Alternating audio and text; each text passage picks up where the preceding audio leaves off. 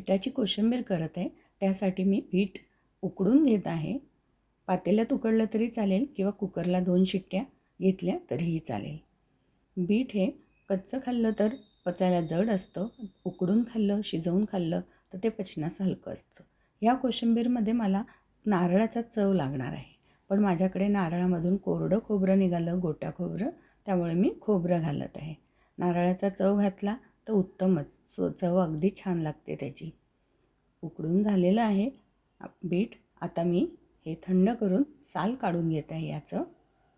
अगदी नरम असं साल झालेलं आहे, त्यामुळे इझिली हे साल निघत आहे. एका साईडने देठ काढून घेतलेलं आहे आणि बीट किसून घेत आहे. पूर्ण बीट किसून झालं, अजिबात काही वाया गेलं नाही. त्यानंतर आता हा किस सगळा मी एका बाउलमध्ये काढून घेते.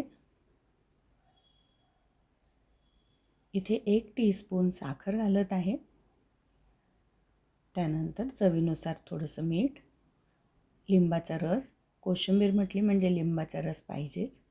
त्यानंतर खोबरं टाकलं आणि आता मी इथे चांगलं तूप टाकून तडका देत आहे. साजूक तूप टाकून जिरं, मोहरी आणि हिरव्या मिरच्या तडतडून घेतलं आणि शेवटी हिंग घालत आहे आणि हा चुरचुरीत असा तडका आपल्या कोशिंबीरवर टाकला आणि मिक्स केलं.